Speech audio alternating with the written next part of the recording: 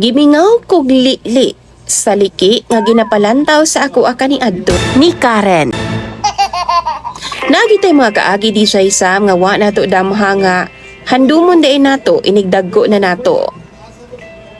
Usahay mo smile na lang ko kanang ako ra usaba.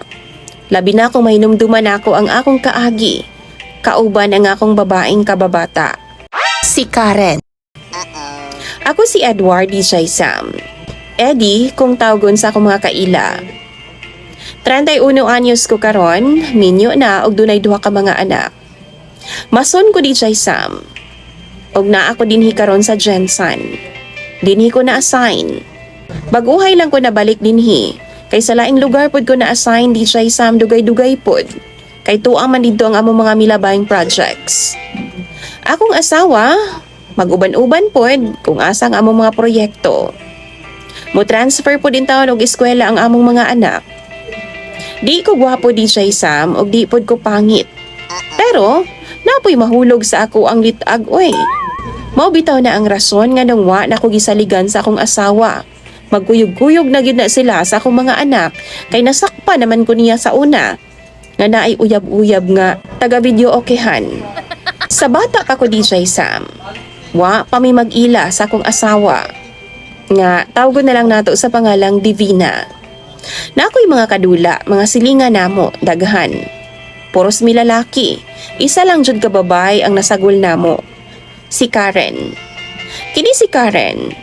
Kadula-dula namo ni. Muhilak na siya DJ Sam kung mga ligo na mi sa balon. Magdula-dula mig balay-balay, usahay maligo mig sapa. Usay mga ligo mi og ulan DJ Sam maghubo ra manggod mig shorts kaniadto. Tapos mag-brief og magpanty lang yun mi mga ligo.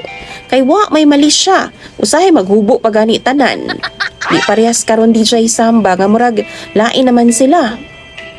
Muhilak man ka na si Karen DJ Sam. Kay lahi daw ang porma sa iyaha.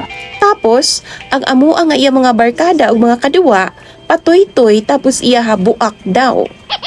Naa daw siya'y sakit DJ Sam o gisilutan daw siya ni Lord kay pasaway daw siya nga bata sa iyang mama. Maghilak gud na siya DJ Sam kay gusto niya nga parehas ang iyaha sa amua. Unya, mga laki man mi DJ Sam tapos siya bai baya. Kami ang pinaka-close duha. Maong ubanan ako na siya sa kusina DJ Sam tapos magkuha mi og hotdog sa ilang ref. Or di ba ka sa among ref DJ Sam aron ipasok sa iyahang pudayday aron magpurma nga naay patoy-toy nga nagbitay. Kanang nagtaroy DJ Samba.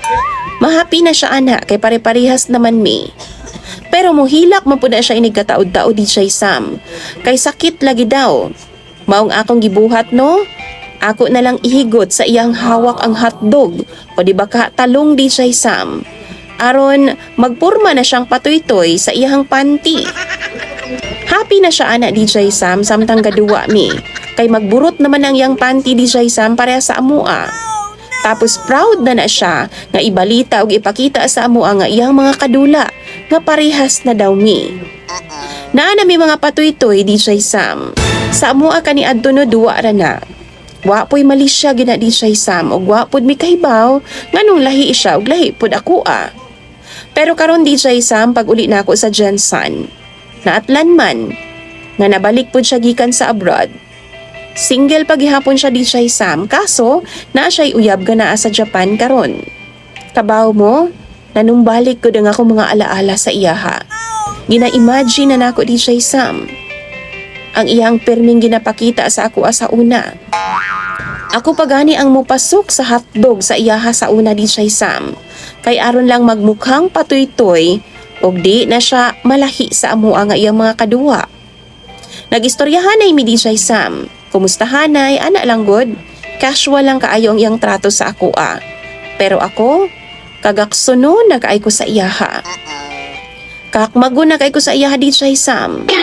Kaysa kung hunahuna no, napukaw na ang akong pagkaadan, matag higayon nga makita nako siya. Alangan, gina-imagine man to nako DJ Sam, katong iyang ginapakita nako nga liki sa una ba. Siya pa gani mubuki-ki, aron lang yun nga masulod ang hotdog og tarong. Walay mali siya kaniadto DJ Sam hadi ang ginabuhat namo na. Pero karon ni epekto na ang gibuhat namo. Amot ba oy paminaw gud nako no? Nawa pinakalit ang akong gugma nga do sa akong asawa ug nabalhin tanan kang Karen nga akong kababata.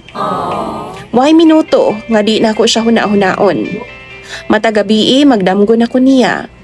Basa na ang akong brief DJ Sam inigmata kay pati sa damgo nako no, gikurambos na nako siya. Hapit na siya mobalik DJ Sam sa abroad.